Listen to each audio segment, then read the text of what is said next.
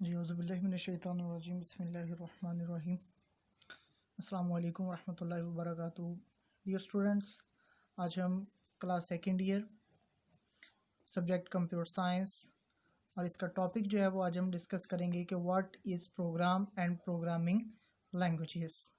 ये याद रखिएगा कि हमारी ये फर्स्ट लेक्चर है सेकंड ईयर का और आपकी जो बुक है उसके दो पोर्शन है।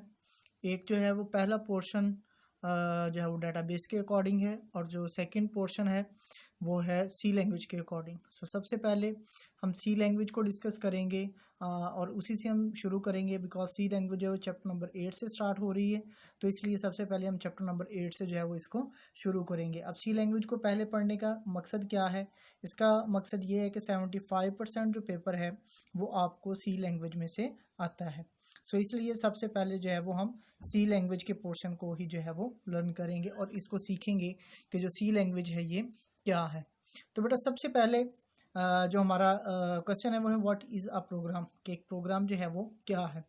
तो सबसे पहले आइए इसकी डेफिनेशन देखते हैं कि a well defined set of instructions given to computer to solve the problems.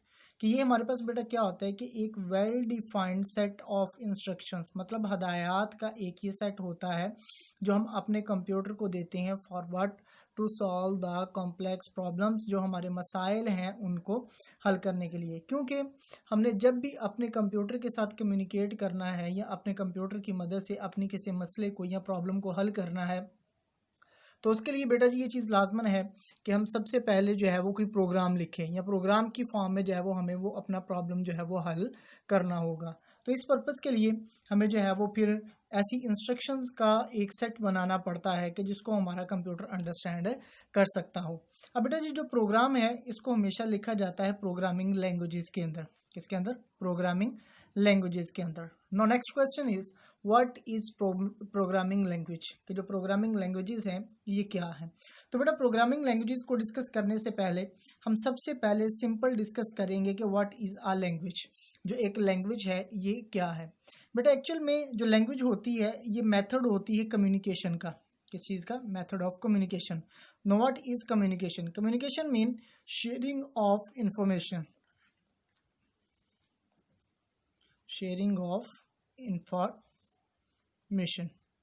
Information को शेयर करना। जिस तरह से सपोज दैट हम लोग एक दूसरे के साथ बातचीत करते हैं तो इन्फॉर्मेशन को शेयर करते हैं कम्युनिकेट करते वक्त, तो उसके लिए हमें एक प्रॉपर लैंग्वेज इस्तेमाल करना पड़ती है। जिस तरह से सपोज दैट मैं अपनी इन्फॉर्मेशन आप लोगों के साथ शेयर कर रहा हूँ तो मुझे उस पर्पज़ के लिए क्या करना पड़ रहा है कि प्रॉपर वे में कोई ना कोई लैंग्वेज यूज़ करना पड़ रही है। जिस तरह से मैं आपके साथ कम्युनिकेट कर रहा हूँ अभी उर्दू लैंग्वेज में, उसके साथ साथ जो है कुछ इंग्लिश के वर्ड्स जो हैं वो इस्तेमाल कर रहा हूँ। तो मतलब ये कि एक प्रॉपर लैंग्वेज इसके लिए जो है वो हमें इस्तेमाल करना पड़ती है। तो जो प्रोग्रामिंग लैंग्वेजेस हैं ये हमारे पास इस्तेमाल होती हैं प्रोग्राम को लिखने के लिए। सो जो सिंपल हम लैंग्वेज का कॉन्सेप्ट ले रहे हैं उसके अंदर मैंने आपको बताया कि ये सबसे पहली चीज़ ये कि एक लैंग्वेज का मतलब क्या होता है, मेथड ऑफ कम्युनिकेशन। अब जो एक लैंग्वेज है वो किस चीज़ से मिलकर बनती है? तो बेटा एक लैंग्वेज जो है वो कॉन्सिस्ट करती है दो चीज़ों के ऊपर, एक उसमें मौजूद उसके वर्ड्स और दूसरा उसमें सैम्बल्स। जिस तरह से इसकी अगर हम एग्जांपल देखें तो जो इंग्लिश लैंग्वेज है हमारे पास, इंग्लिश लैंग्वेज जो है इसके अंदर जो वर्ड्स हैं ये ए टू जी इसके अल्फ़ाबेटिक्स, ठीक है, ये हम यूज़ करते हैं। और सैम्बल्स इसके अंदर हम डिफरेंट काइंड के इस्तेमाल करते हैं, लाइक जिस तरह से हमारे पास क्वेश्चन मार्क है, कॉमा है, कॉलन है, सेमी कॉलन है, ठीक है। तो इस किस्म के जो सैम्बल्स हैं इनको हम इस्तेमाल करते हुए अपनी इस लैंग्वेज के सेंटेंसेस वगैरह को जो है वो बनाते हैं। तो इसी तरह से कोई भी लैंग्वेज जो है वो दो चीज़ों पे कॉन्सिस्ट करती हैं, एक उसके वर्ड्स और दूसरा जो है वो उसमें मौजूद उसके सैम्बल्स। नो नेक्स्ट हम आते हैं कि व्हाट इज़ प्रोग्रामिंग लैंग्वेज। एक सिंपल लैंग्वेज का कॉन्सेप्ट मैंने आपको बता दिया है कि एक सिंपल लैंग्वेज का जो है वो क्या काम होता है कि वो कम्युनिकेट करने के लिए इस्तेमाल होती है। सो अब जो प्रोग्रामिंग लैंग्वेजेस हैं ये भी बेटा हमारे पास सेट ऑफ वर्ड्स और सैम्बल्स होती हैं जिसको हम किस पर्पज़ के लिए इस्तेमाल करते हैं, use to write programs. Programs को लिखने के लिए जो है वो हम इसको इस्तेमाल करते हैं। बेटा हर लैंग्वेज का एक अपना सिंटैक्स होता है। अब सिंटैक्स क्या है? Rules of writing a program. You can say that a set of rules that are used to write a program. Is called syntax, ठीक है, वो उसका क्या कहलाते हैं, सिंटैक्स कहलाते हैं। सो जब भी आपने कोई प्रोग्राम लिखना है तो वो प्रोग्रामिंग लैंग्वेज के अकॉर्डिंग ही जो है वो लिखना पड़ेगा। जिस तरह से हमने पहले बात की इंग्लिश के हवाले से, तो इसकी एक मैं आपको एग्जांपल देता हूँ कि सपोज दैट मैं इससे मैं एक क्वेश्चन पूछता हूँ कि हु आर यू, आप कौन है। सो उसके लिए मुझे क्या करना पड़ेगा कि उसके लास्ट पे जो है वो क्वेश्चन मार्क देना पड़ेगा। ये क्या है, इसका रूल है। अगर मैं क्वेश्चन मार्क नहीं दे रहा तो इट्स मीन कि मेरे पास ये जो मैंने सेंटेंस लिखा है ये कंप्लीट नहीं है, और ना ही इसकी कोई बेसिक या इसका कोई प्रॉपर जो है वो मीन बन रहा है, ना ही कोई मकसद बन रहा है। तो इसलिए इसके सेंटेक्स को फॉलो करना लाजमन है। अब जो बेटा प्रोग्रामिंग लैंग्वेजेस हैं ये एक्चुअल में इस्तेमाल की जाती हैं कम्युनिकेशन। मैंने पहले बताया कि जो सिंपल लैंग्वेज है या जनरल फॉर्म में हमने जब इसकी बात की तो कम्युनिकेशन के हवाले से बात की थी। ये किसकी कम्युनिकेशन है, बिटवीन यूज़र एंड कंप्यूटर। मतलब कि एक यूज़र ने जब कंप्यूटर के साथ बातचीत करनी है तो उसे उस मकसद के लिए क्या करना पड़ेगा, कोई प्रोग्रामिंग लैंग्वेज जो है वो इस्तेमाल करना पड़ेगी। बिकॉज उसको प्रोग्राम लिखना पड़ेगा, तो प्रोग्राम लिखने के लिए उसे क्या करना पड़ेगा, कोई प्रोग्रामिंग लैंग्वेज जो है वो इस्तेमाल करना पड़ेगी। अब जो बेटा प्रोग्रामिंग लैंग्वेज हमने डिस्कस करनी है ये दो तरह की है, इसकी दो कैटेगरीज हैं, दो टाइप्स हैं सॉरी इसकी, जिसके अंदर सबसे पहले आ जाती है लो लेवल लैंग्वेज और सेकंड जो है वो इसमें आ जाती है हाई लेवल लैंग्वेज। अब जो लो लेवल लैंग्वेज है इसकी दो कैटेगरीज को हम यहाँ पर जो है वो डिस्कस करेंगे, जिसके अंदर मशीन लैंग्वेज और असेंबली लैंग्वेज आ जाएगी।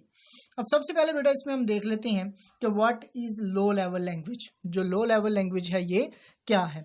तो बेटा लो लेवल लैंग्वेजेस जो हैं ये नियर टू कंप्यूटर, मतलब ये कि ये कंप्यूटर के करीब होती हैं, एंड फॉर फ्रॉम ह्यूमन, और इंसान से क्या होती हैं, दूर होती हैं। अब इससे मुराद ये है बेटा कि इसकी जो समझ है वो कंप्यूटर को ज़्यादा आती है इन लैंग्वेजेस की, लेकिन इंसान को इसकी समझ जो है वो कम आती है। अब इसकी क्या रीज़न है कि ये जो लो लेवल लैंग्वेजेस हैं इसकी समझ इंसान को जो है वो कम आती है, लेकिन कंप्यूटर को ज़्यादा आती है। तो बेटा उसका जो आंसर है वो आपको अभी नेक्स्ट जो है वो क्वेश्चन में जो है वो मिल जाएगा। सो अब इसके आगे दो कैटेगरीज जो थी उसमें सबसे पहले हम डिस्कस करेंगे कि मशीन लैंग्वेज क्या है। अब बेटा जो मशीन लैंग्वेज है ये एक्चुअल में इसमें जो इंस्ट्रक्शंस है वो हम बाइनरी फॉर्म के अंदर लिखते हैं। कौन सी फॉर्म में लिखते हैं, बाइनरी फॉर्म के अंदर उन इंस्ट्रक्शंस को जो है वो हम लिखते हैं। यू नो वेरी वेल कि जो बाइनरी फॉर्म है हमारे पास ये 0 और 1 की फॉर्म में होती है। किस फॉर्म में होती है, 0 और 1 की फॉर्म में।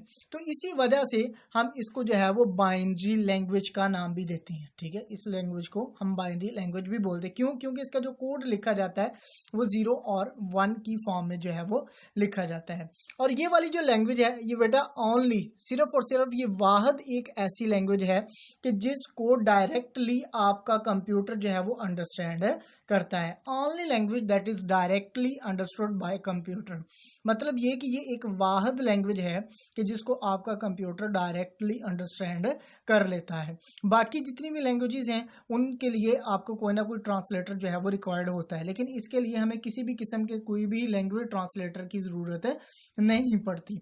अब लैंग्वेज ट्रांसलेटर क्या होता है कि जो एक ज़ुबान को दूसरी ज़ुबान में कन्वर्ट करता है। ठीक है, जिस तरह से सपोज दैट हम लोग कोई और ज़ुबान बोल रहे हैं, दूसरा कोई शख्स कोई और ज़ुबान समझता है, तो उसको समझाने के लिए फिर हमें किसी ऐसे शख्स की ज़रूरत होगी जो हमारी ज़बान को भी समझता होगा और उसकी को भी समझता होगा। तो उस पर्पज़ के लिए फिर वो जो शख्स होगा जो हमारी ज़बान समझ के उसको समझा रहा होगा उसको हम एज अ ट्रांसलेटर जो है वो ले लेते हैं। सो अब नेक्स्ट क्वेश्चन जो पीछे हमने जिसका मैंने बताया था कि आपको आगे जाके इसका पता चलेगा कि जो हमारे पास ये वाली लैंग्वेज है इसको डायरेक्टली आपका सिस्टम जो है वो अंडरस्टैंड क्यों करता है, बट वाई, क्या रीज़न है इसकी।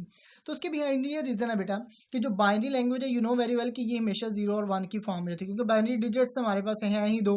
इसके अंदर जो हम कोड लिखेंगे वो 0 और 1 की फॉर्म में लिखेंगे। और जो हमारा कंप्यूटर है ये भी अगर हम देखें तो बेटा ये डिजिटल सिग्नल्स के ऊपर जो है वो चलता है। मतलब इसमें जितने भी जो भी काम होता है वो डिजिटली होता है और डिजिटल सिग्नल्स ही इसमें जो है वो मोस्टली वर्क करती हैं। तो अब जो हमारे पास बाइनरी सिग्नल्स हैं ये हम डिजिटल सिग्नल्स को बोलते हैं। मतलब you can say that the second name of digital signal is binary signal. ठीक है, इसका ये दूसरा नाम है। तो जो बाइनरी सिग्नल है यू नो वेरी वेल ये भी 0 और 1 की फॉर्म में होंगे। मतलब इसकी भी दो कंडीशंस है, ऑफ होंगे या ऑन होंगे। अगर हम देखें थोड़ा सा तो ये जो कंप्यूटर हमारे पास जो है जिन सिग्नल्स को अंडरस्टैंड कर रहा है वो भी 0 और 1 की फॉर्म में, और जो हम लैंग्वेज दे रहे हैं वो भी 0 और 1 की फॉर्म में। मतलब दोनों चीज़ें क्या क्या है, सेम है। तो सेम होने की सूरत में फिर क्या है कि ये आपस में एक दूसरे को अंडरस्टैंड कर लेंगे। जिस तरह से मैं आपके साथ बात कर रहा हूँ तो मेरी लैंग्वेज बिल्कुल वही है जो आप लोगों की लैंग्वेज है, उर्दू लैंग्वेज है, तो आप लोग उसको इजीली अंडरस्टैंड कर लेंगे। लेकिन अगर यही मैं आपके साथ स्पेनिश में बात करूँ या किसी और लैंग्वेज में बात करूँ तो आप उसको डायरेक्टली अंडरस्टैंड नहीं कर पाएंगे, उसके लिए आपको किसी ट्रांसलेटर की ज़रूरत होगी। सो अब ये जो हमारे पास लो लेवल लैंग्वेजेज हैं, ये इसका कोड जो है वो 0 और 1 की फॉर्म में होता है। इस वजह से इसको आपका कंप्यूटर आसानी से अंडरस्टैंड भी कर लेता है। ठीक है, जो मैंने पीछे आपको बोला था कि क्यों कंप्यूटर इसको आसानी से अंडरस्टैंड कर लेता है, क्यों ये उसके करीब है, क्योंकि इसकी लैंग्वेज और जो बाइनरी लैंग्वेज है ये दोनों क्या है, सेम है। अच्छा, उसके बाद जो है हर कंप्यूटर की जो है वो अपनी एक बेटा जी मशीन लैंग्वेज होती है, और इसको जो है वो हम इसकी नेटिव लैंग्वेज का नाम भी देते हैं, जिसको हम इसकी जन्मी लैंग्वेज भी, ज़ुबान भी जो है वो बोल सकते हैं। ठीक है, क्योंकि हमारा सिस्टम अंडरस्टैंड ही इसको करता है, तो इसलिए जो है वो हम इसको नेटिव लैंग्वेज का नाम भी देते हैं। तो बड़ा होप्स हो आपको यहाँ तक का जो लेक्चर है वो समझ आ गया होगा। अगर इसमें किसी भी किस्म का कोई प्रॉब्लम हो तो आप कमेंट में पूछ सकते हैं। अल्लाह हाफिज़।